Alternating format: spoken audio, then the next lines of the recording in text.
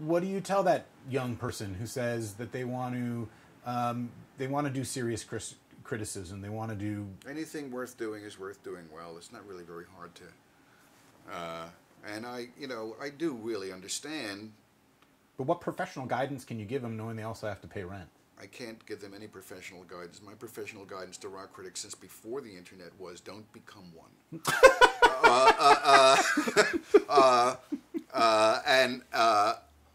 And then if they say, "But I really wanna," Mm-hmm. I mean, the don't become one.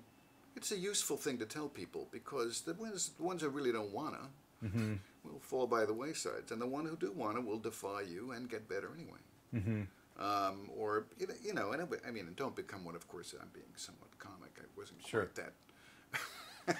quite that absolute. Mm-hmm. But this is a very hard way to make a living. That's what I would tell people, Mm-hmm. and especially if you want to write well, Mm-hmm. because the good stuff is getting squeezed out. And we can talk about what that process was at any time, if you like. I mean, it far precedes the internet, but the internet just put wheels on it. Talk about the process. Sure. The early rock critics, I got to do what I did because I got into the field before anybody could tell me I was wrong. Mm-hmm. I had this. I mean, when I say I wanted to write really well. I wanted to write like myself. I wanted to have a lot of ideas. I'm interested in ideas. Mm-hmm. Not an absolute. Who knows? I'm some kind of a public intellectual, but I'm not a highbrow. So. You don't consider yourself a highbrow? No. I don't think I have those credentials. I haven't read enough. Mm-hmm. I don't know enough. I have a BA. Mm-hmm. Everything since then I'm an autodidact, and I read a lot, but I don't read as much as Harold Bloom would say.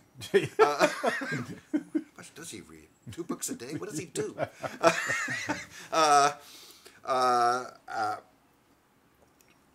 Simon Frith. I don't read as much as Simon Frith. I always carry a book with me, and when I went on a vacation with Simon Frith, I learned that his rule was to always carry 2 books with him in case he finished the other one.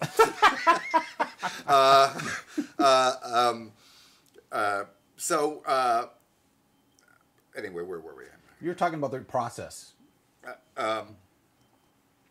Yeah, I was talking about how it evolved. Mm-hmm. So I got to do all of this kind of weird stuff, and I got to be very political. I've always been very straightforwardly left-leaning Mm-hmm. /leftist Mm-hmm. in my criticism. I make moral judgments. I moralize what you're not supposed to do. I do it. Mm-hmm. And as well as being sometimes very unkind, Mm-hmm. vulgar, Mm-hmm. highbrow in diction. Mm-hmm. I use academic words and I say fuck a lot. Mm-hmm. And at The Voice I can do both those things. Most places you can't do either.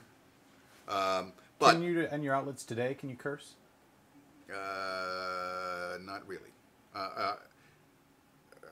I've pushed them a little bit, Mm-hmm. and they've given a little bit. But I respect. It's a different. It's not The Voice. I understand that. Mm-hmm. I didn't mind not being able to curse in the New York Times when I worked in the New York Times. That didn't bother me. I understand. Mm-hmm. And so Microsoft has well, we had 10 million people come to that portal, so Mm-hmm. I understand. Mm-hmm. Every once in a while, though, in context, I can, because I'm blogging. Mm-hmm. Couldn't when it was a feature, but now it's a blog. I have a certain amount of autonomy.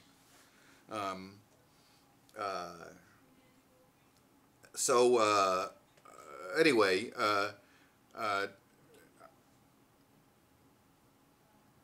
and I always did what I believe artists should do. Why is popular culture good? Is it good because the formulas are good? Well, sometimes the formulas are useful. Mm-hmm. What happened at the Brill Building was formula, and people did a lot of really good things with it. However, formulas tend to be deadening, and what usually happens in the best art is that somebody pushes the formula in some way. The envelope, as is now the cliche. Mm-hmm. And I would always, not always, but I always kept my eye on people who I felt were working within the form but stretching the form. That seemed to me to be the ideal. Well, I thought that was the ideal for myself as well. Mm-hmm. Push the formula. Of criticism. Of criticism. Do what you can. Get away with what you can. I do a lot with tone. I mean, I sometimes do indeed assume, affect a vulgar tone just to piss people off. Yes, I do. Sometimes. Sometimes. Or to juxtapose it with something entirely different.